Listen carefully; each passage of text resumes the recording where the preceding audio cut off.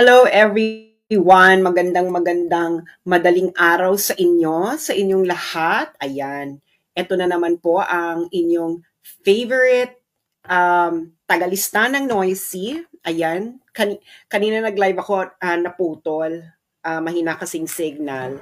So, pumunta ako sa laptop ko. So, paki-share muna ito ay malaman ng maraming tao, ng inyong mga kapitbahay, ng inyong mga colleagues dahil pinagloloko na naman tayo ng mga media, ng gobyerno, pati mga pare, no? Napakasinungaling. Okay? Ang title po ng ating live stream ngayong madaling araw, hindi na ako makapaghintay dahil kating-kati na akong magsalita. Okay? So, sasabihin ko na to dahil hindi ko matake ang pari na ito. Dahil napaka-ignorante, sinungaling, lahat na. Diba? Lahat na. Okay. So, paki-share na ito sa inyong mga chat group, sa inyong mga group, sa inyong everywhere na kailangan makarinig ng mabuting balita ng tungkol sa mga etsyosera ng taon. Okay, etsyosera. Finding Lisa. Tigilan nyo na yung Lisa. That is a distraction. Let's focus on what needs focus. Kung totoo yung tungkol dyan kay Madam, it will reveal in time. Pero mag-ingat kayo sa mga tanim fake news. Okay, yun lang sabihin ko, mag-ingat kayo sa mga tanim fake news. Okay, yan lang sabihin ko. Yung mga ganyang balita, kung totoo yan, let it boil first. At kung totoo yan, sasambulat na lang yan. So makinig ka, if you don't, just listen to me. Okay? Now, eto na. Okay. Alam niyo naman yung nangyari doon sa hearing, hindi ba? Ngayon, ang isa nilang pinoint out doon, yung pumunta na seminar ng mga media at mga social media personality sa China ng 2023. 2023 ba to? At of course, it was a China-sponsored one. And I know that seminar, it is just a seminar wherein they learn about Chinese media, bit of Chinese history, etc. So ipapakita ko sa inyo tong ABS-CBN. Ganito ang kanilang spin. At itong pari na ito, padala nyo to sa kanya ng mabulunan siya sa kanyang kaignorantehan at kaipokritohan. Now, here it is. Papakita ko sa inyo para may context. So, i-share nyo na ito. Okay. So, eto yon, di ba? Ang sabi niya, China-funded seminar for Filipino social media influencers, ex-PCO chief admits. Tapos sabi niya, inamin ng ilang social media influencers na dumalo sila sa isang state-sponsored seminar ng China. And ito namang pari na to, si Father Ranhilio Calangan Aquino, isa sa mga makabagong Padre Damaso. Sabi niya, is this genuine news? ABS-CBN News si Ate? Ateng, huwag tayong mag-aklaan. If it is, it shows the reach of treachery. Alam niyo yung mga colonial era. Di ba? Wala kasi akong pamaypay. Sandali, may pamaypay ako. Parang eksena ni Father ganito. Nung nabasa niya siguro tong ng ABS-CBN, para na pag ganito siguro si Father, oh my God! Is this genuine ABS-CBN news? If it is, it shows the reach of treachery. Ganyan. Diba? Ulitin natin. Oh my God! Totoo ba itong balita na ito, ABS-CBN? Kung totoo ito, oh my God! It shows the reach of treachery. Diba? Ganyan? Padre Damaso? Aminin nyo. Ulitin ulit natin. Oh, my God! Ay nako. Is this out of normality? No. In fact, ipadala nito kay Father Aquino, no? Makabagong Padre Damaso. Okay. In fact,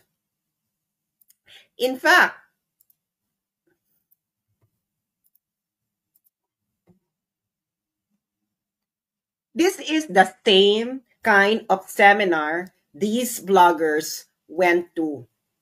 Okay? Oh, balita nito, News 5. Paano ko ito palakayan? News 5. Galing to ng News 5.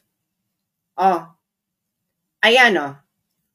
Seminar on press officers and journalists for Philippines.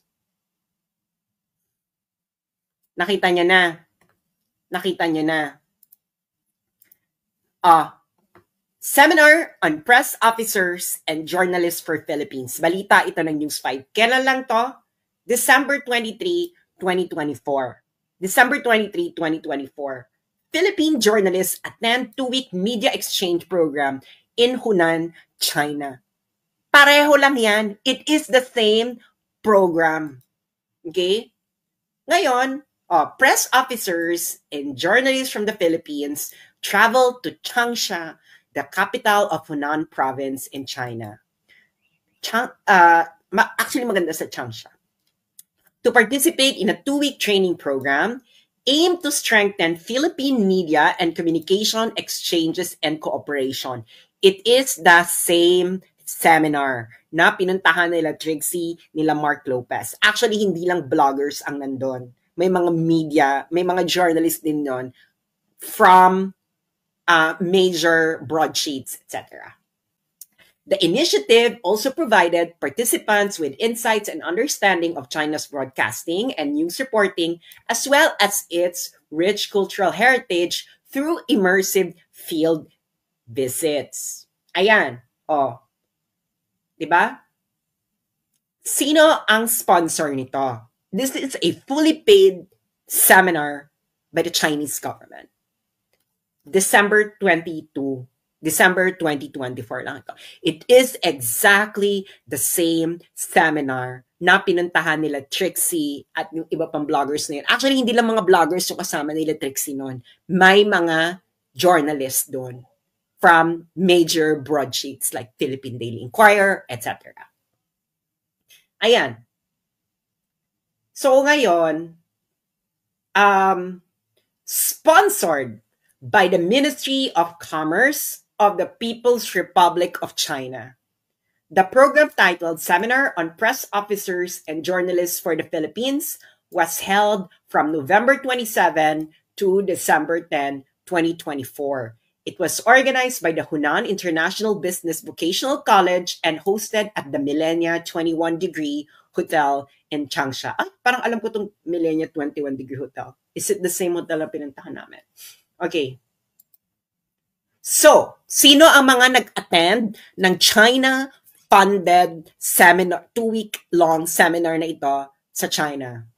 A total of 11 media practitioners participated in the program. These included an editor, producer, and a reporter from News 5 Digital, TV5, DZRH Manila Broadcasting Corporation, Daily Tribune, Chinatown TV, DXDC Radio Mindanao Network, Davao, DZUP University of the Philippines, China Aid Training Program. Okay, nakita nyo na. Ha? Nakita nyo na. It is the same exact program. Ngayon, ang ginagawa nila dyan, sa House of Representatives, at pinick up ng media, is, ulitin natin yung sabi ni Padre Damaso, para makita nyo ha. Ulitin natin yung sinabi ni Padre Damaso with full performance kung paano talaga sasabihin ni Ateng ito. Okay? Nung nagulat siya, kunwari. Okay? Yung nagulat siya, kunwari. Parang ganito yan. Palalakihin natin for more impact. Diba? Nung nakita yan ni Padre Damaso, Father Rani Kalangan Aquino, ganito ang nasabi niya, Oh my God! Totoo ba to? ABS-CBN News! If it is, it shows the reach of treachery. Akla. Oh. Nakita niyo na kung paano kayo niloloko ng ABS-CBN. Kung paano kayo itong si Padre Damaso nagsasakay-sakayan. Diba? Ulitin na talaga natin. Oh! Grabe na ito! Totoo ba ito? Nakita nyo na. Nakita nyo na kung gaano kayo ginagawang BOBO ng mga intellectual, isnab ng mga ito. Ng isang Padre Damaso. Ng isang ABS-CBN. Kasama nga sila sa media seminar, di ba?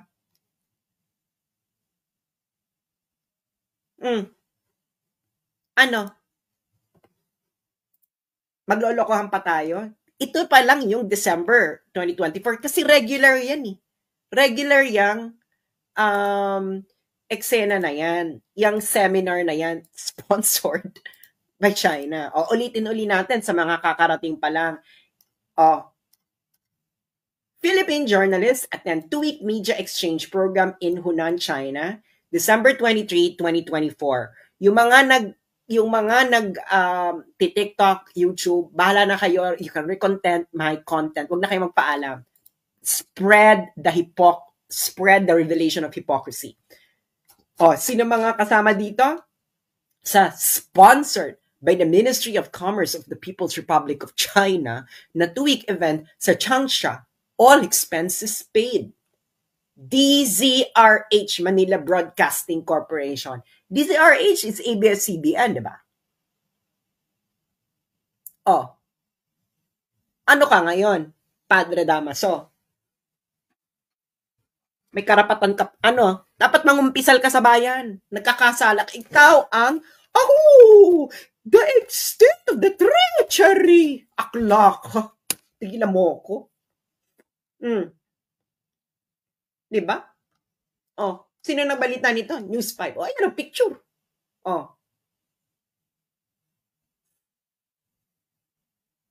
Ang kakapal ng mga mukha ninyo. Kaya, wag na kayong umattend ng hearing na yan.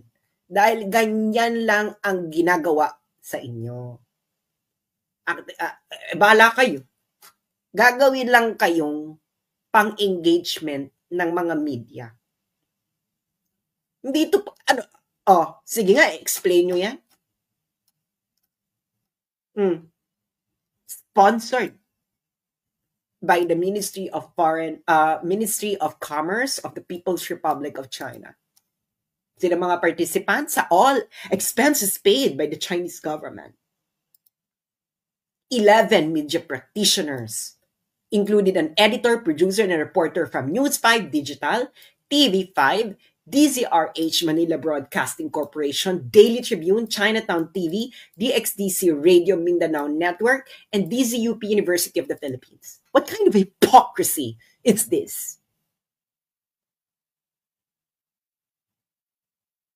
Yung page po ni Tio hindi nawala, nag-deactivate lang siya kasi nga nag-mass reporting sila right now. So parang iwas gorgor, ganyan. So ngayon, ano na ngayon kayo? Na-expose na naman kayo ang inyong kaipokrituhan. Kaya gusto nyo akong, you would like to physically eliminate me. December 2024 yon, di ba? Okay. Baka naman kasi, dapat Father Rani Aquino, dapat consistent ang performance, ha? Pag nakita mo to na, the extent of the treachery. Dapat ganun din. Ha? Okay, meron pa? Sinabi ko na nga sa inyo, this is a regular program. Okay. Ito na. Papakita ko na. Ngayon, ito pa.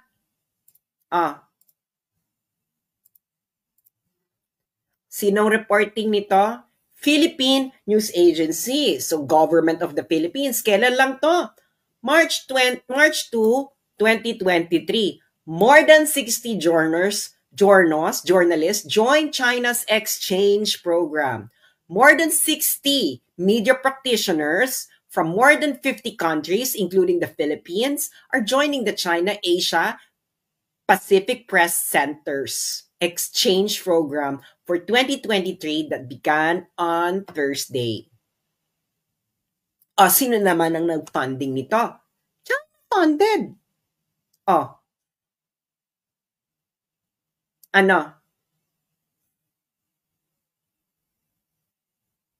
Anong purpose ng seminar? We hope that you would get to know China better through the program that you will be attending. You are lucky because now China has lifted its restriction and you are able to see and experience China in full without limited movements, unlike the participants in the last program in 2022.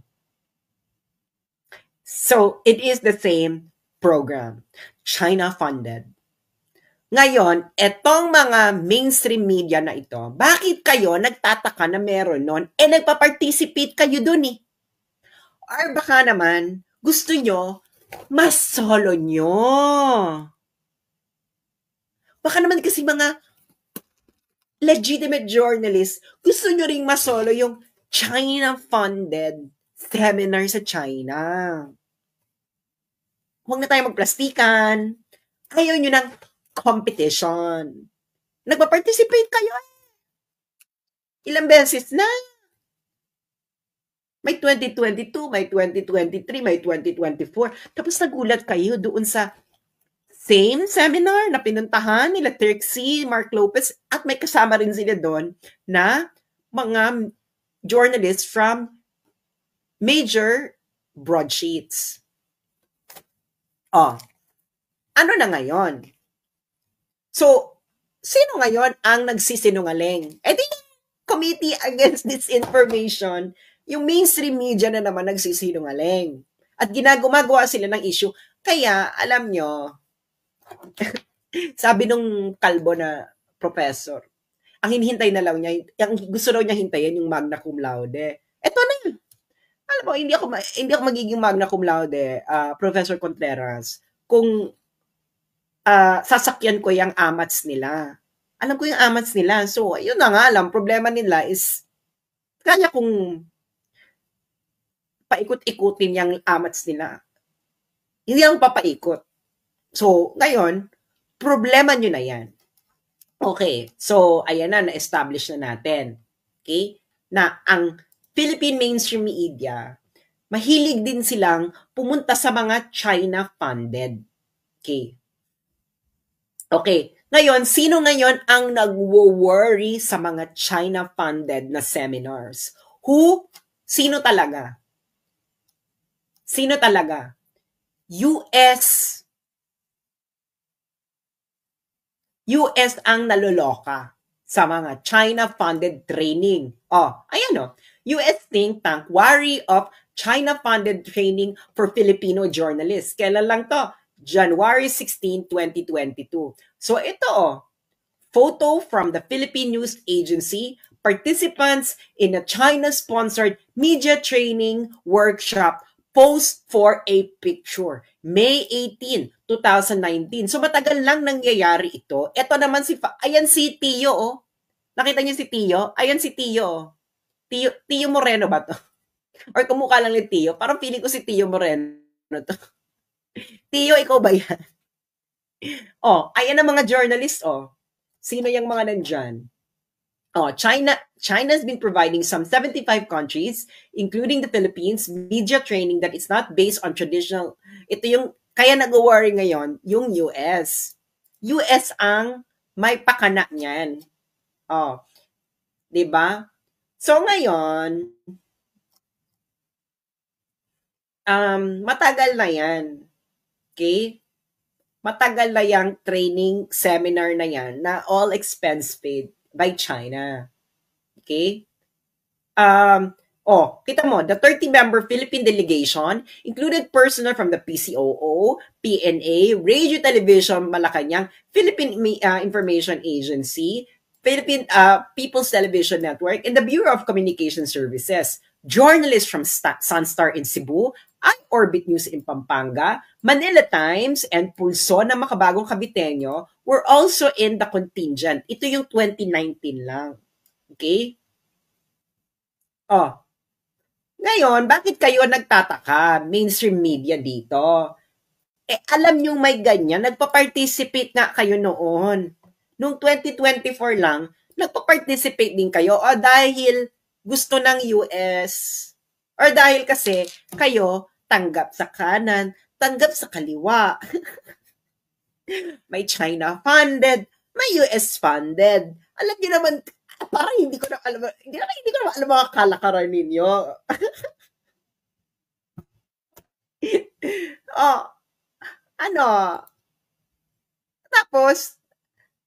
Tapos biglang, extended treachery. Ganun si Padre Damaso.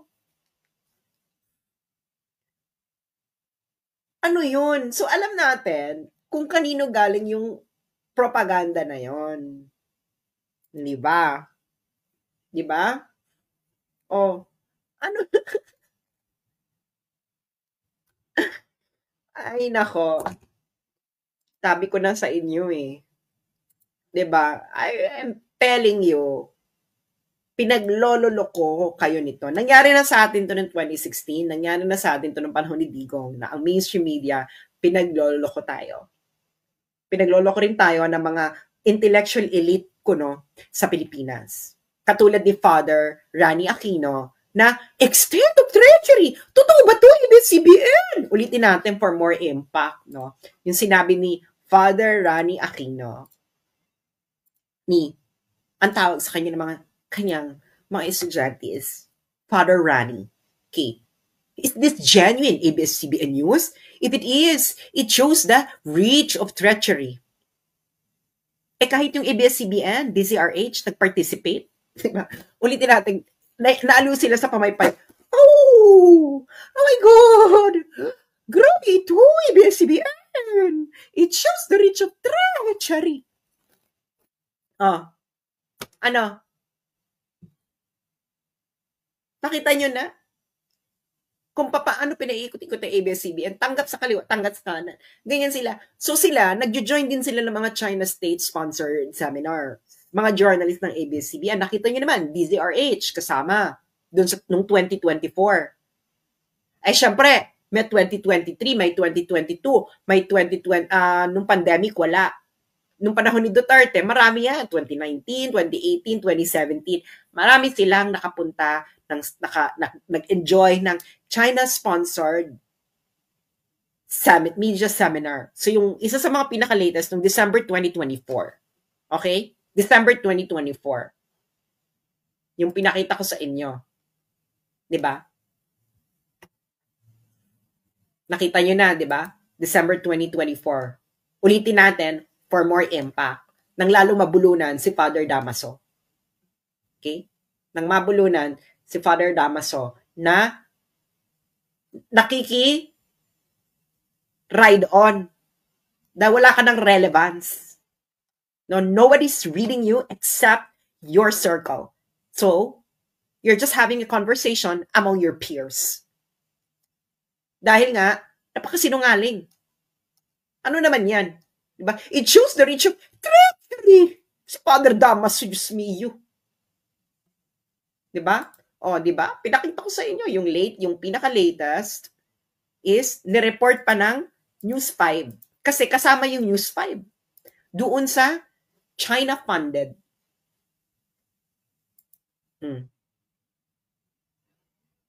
Ayan. News 5. Nung December 2024 lang to. Ito yung pinaka-latest. The same seminar na inattenda nila Trixie. Pero yung na Trixie, I think it was 2023 or 2022. I cannot remember. So, di ba? Two-week media exchange program.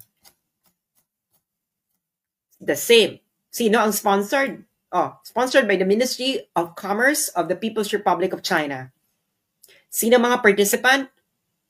11 Filipino media practitioners, editor, producers, and a reporter from News 5 Digital, TV5, DZRH, which is ABS-CBN, Daily Tribune, Chinatown TV, DXDC Radio Mindanao Network Davao, and DZUP University of the Philippines.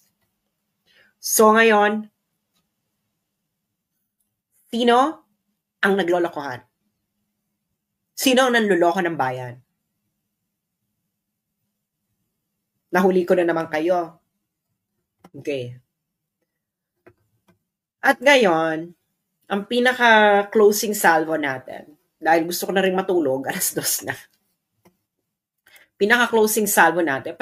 Thank you sa mga nagpapadala ng tip. I appreciate it kahit yung iba pinapadala is 2 pesos. That's a huge thing. Okay? That's a huge thing dahil this is a people-sponsored blog. Dahil ako, ang aking utang na loob ay sa aking mga readers who have been there behind me, beside me, on top of me. Charot. Wala namang on top. Hindi ako pumapatol sa mga readers. Ang aking utang na loob ay akin sa mga readers. Kaya maraming salamat sa mga nagpapadala ng tip. I appreciate it kahit 2 peso, meron pa nga nagpapadala ng piso. Wala akong pakialam. Everything counts. I appreciate every cent dahil kayo nasa inyo ang sa inyo ako may utang na loob. I will never be here in where I am right now if not for every single bit of you who supported me since I started in 2016. Na nakitawa sa akin, nakibaldaguran, ano pa ba?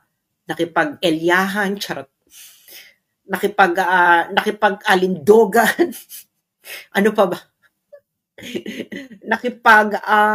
Nakipag-tsuktsakan. Wala mo na tsuktsakan. Ako pumapadol sa mga readers. Hindi ba? So maraming salamat. Nasa inyong aking utang na loob. Kaya hindi ko kayo may iwanan. No? Kahit gusto ko man, hindi ko kayo may iwanan kasi a lot of you, I'm returning the favor. I will not be here. I will never be in where I am right now, stage of my life. If not for every single of you who believed in me. Sabi nga ni Catriona Gray, ano yung sabi ni Catriona Gray? I am here today because someone believed in me. Anyway, so, kayo yon. Nasa inyong utang na loob ko. Nasa mga Duterte ba? Well, not really. It's really with the people. Hindi ba? Kaya nga kung may hinaing kayo laban sa mga, kahit gusto nyo sabihin sa mga Duterte, sinasabi ko na, hey, your followers are not appreciating what you're doing. Ganyan. Kasi kayo ang talagang tunay na backbone ng mga social media influencer. Ako lalo na ako kasi wala akong sponsor.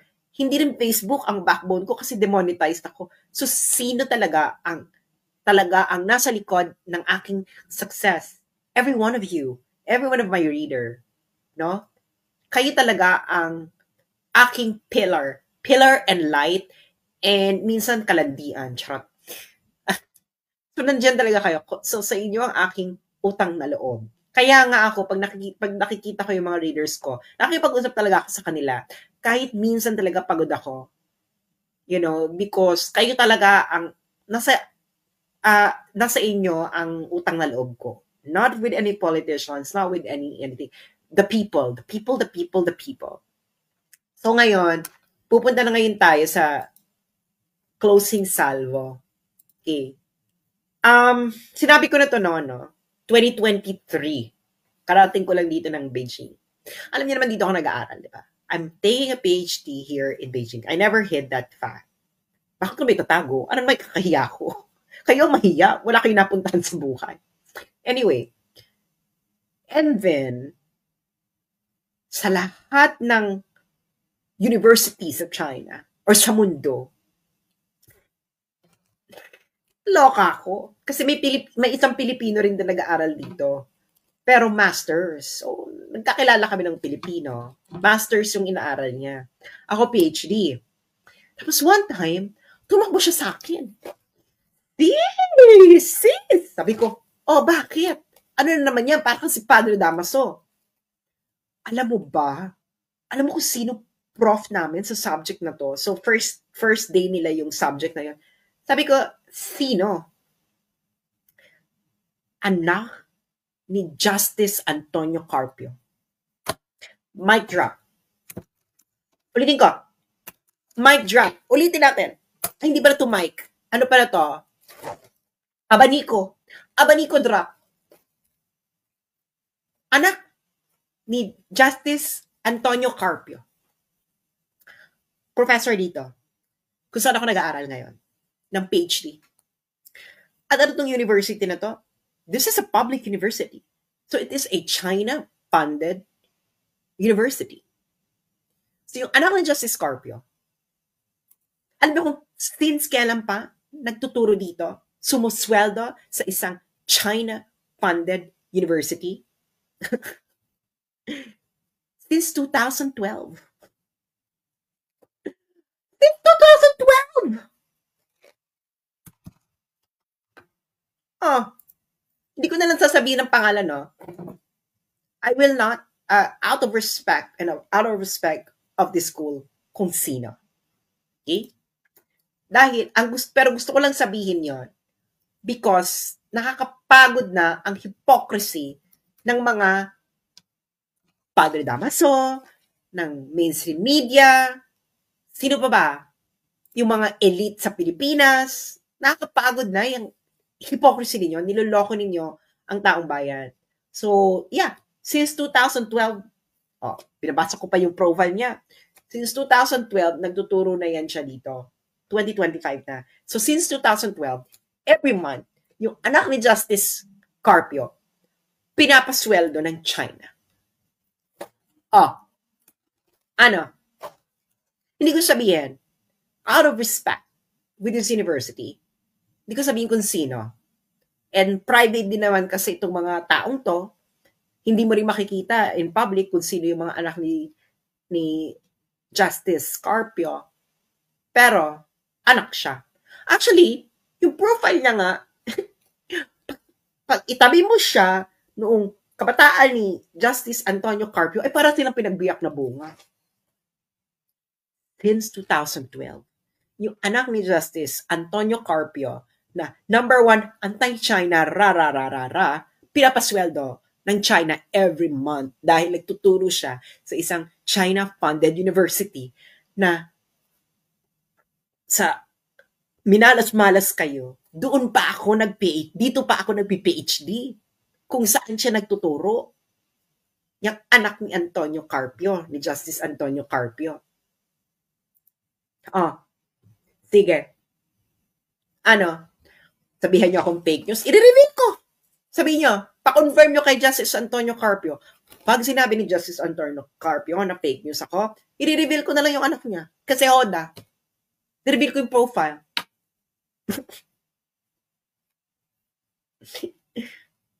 Sino ngayon? Sino ngayon ang hypocrite?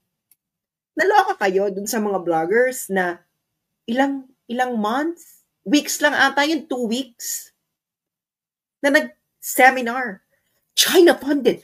2 weeks. Oh my God. Sabi ni Father Aquino. Treachery. Ano magkatawag mo doon? Sa anak ni Justice Antonio Carpio na nagtuturo dito. Professor sa university na kung saan ako nagpi-PhD dito sa Beijing. China funded din itong university. Public ito. So China funded ang anak ni Justice Antonio Carpio. Every month. Sumusweldo siya. Every month. Since 2012. Hindi ba mas malala yun? Mas malala ba yun? Yes or no? Mas malala ba yung every month kang sumusweldo sa China dahil nagtuturo ka sa isang public university na pinapatakbo ng Communist Party of China? Lahat naman ng public institution dito sa China, pinapatakbo ng Communist Party of China. So, Sumasweldo siya sa Communist Party of China. Ang anak ni Justice Antonio Carpio, every month since 2012. So sino ngayon? Kung treachery pala na umattend ng isang China-sponsored event katulad ng ginawa nila Trixie na 2 months lang, so hindi ba treachery yung sumusweldo ka every month since 2012 as a professor sa isang university na pinapatakbo ng Chinese government? And of course, by the Chinese Communist Party, dahil lahat ng institutions, public institutions dito in China, pinapatakbo ng Communist Party of China because it's a socialist state. Ano? Hindi ba? So, ano mga kababayan? Maniniwala kayo na treachery yun? Ha? Kakainin nyo naman yung kanilang mga isinusuka sa inyo na kahibangan. Pero, yun ang katanungan. Kung treachery yung umattend ka ng China-sponsored event na 2 months or 2 weeks lang ata yun, anong tawag mo dun sa mga mainstream media na uma-attend every year ng China-sponsored media training? That has been happening for several years. Nagkaroon lang ng pause nung pandemic kasi pandemic. Pinaka-latest ng December 2024. Kasama yung ABS-CBN na DZRH ang nag-attend. Tapos, yung anak ni Justice Antonio Carpio, professor dito sa university sa Beijing na kung saan ako nagpi-PhD. Professor since 2012 sa university na to na pinapatakbo ng Chinese government because it is a public university. And of course, every public institution here in China is being supervised by the Communist Party of China. So yung anak ni Justice Antonio Carpio sumisweldo sa China every month since 2012. Kung treachery yung ginawa nila Trixie, ano tawag mo doon? Ngayon, kung hindi treachery, yung sa anak ni Justice Antonio Carpio, dapat hindi rin treachery yung kina Trixie. What is good for the gander should be good for the goose. Tama? Ngayon, Father Aquino, I challenge you. Tawagin mo ding traitor yung anak ni Justice Antonio Carpio para consistent ka, Father. Di ba? Para consistent ka.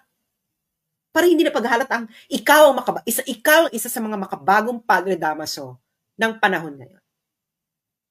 Di ba? Dapat tawagin mo ring treachery yung mainstream media, mga representatives ng Philippine mainstream media, katulad ng News 5, Channel DZRH, Manila Times, etc. Di ba nagsusulat ka sa Manila Times?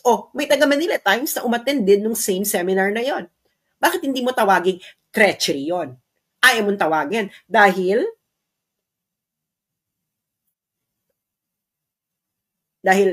wala sa narrative mo? Akla? Nag-aaklaan tayo dito, mga akla? Kayo mga akla, comment. Nag-aaklaan tayo? Ha? Aklaan? Bakit hindi matatawag mong treachery? Ano? Diyos mio, tigilan niyo ako. Diba? Hindi niyo ako magpapaikot-ikot. At hanggang nandito ako, I will expose every hypocrisy, lies na ginagawa ninyo sa mga Pilipino. Dahil nakakapagod na kayo. Hindi lang kayo nakakapagod, nakakasuka. Diba? Nang aakla kayo ng mga tao. Walang aklaan. Diba? So, yun lamang po, mga kababayan. And, that's it, pansit. And, marami pa tayong patutunghayan na pagbubunyag habang nag-process ang panahon. Dahil time reveals everything. And sinasabi ko sa inyo, baka malapit na tayo sa exciting part. You know, we will definitely have a great reset because hindi na ito tama. Hindi na pwede tayong magpatuloy ng paulit-ulit ng ganito, hindi ba? So, manalig kayo and we will expose one hypocrisy after another hypocrisy. At hindi nila tayo mapipigilan. Okay? Hindi nila tayo mapipigilan dahil hindi nga nila napigilan si Tevez. Charot. Anyway, maraming salamat sa inyo. And matulog na kayo. Charot, yung mga nasa Pilipinas, matulog na kayo. And of course, sa mga nasa ibang bansa, guys, kahit hindi kayo, ito pala, gibilan, malapit ang birthday ni PRRD. Kahit sana, hindi kayo umattend ng rally, kahit yung family nyo man lang, magkaroon man lang ng, or yung relatives ninyo or barangay nyo man lang, magkaroon ng mini March 28 Solidarity. Mag-green po tayong lahat. Okay? Kahit sa bahay nyo lang, sa barangay. Kahit hindi kayo umattend ng malaking rally. Of course, kung umattend kayo ng malaking rally, mas maganda. Pero kahit sa mga bahay nyo lang, etc. Para pakita natin na we will paint the whole world green. So maraming salamat po sa inyo. And wag po tayong magpapatinag sa mga ipokrito, pare, damaso, at mapanglinlang na mga nang-aakla ng bayan. Maraming salamat and good night. And of course, thank you sa mga nagpapadala ng tip na kahit magkano ay na-appreciate ko. Thank you so much and have a good night. Magandang gabi. Ito po uli si Sasot Ogando Sasot, ang inyong favorite, faithfully defiant na tagalista ng Noisy.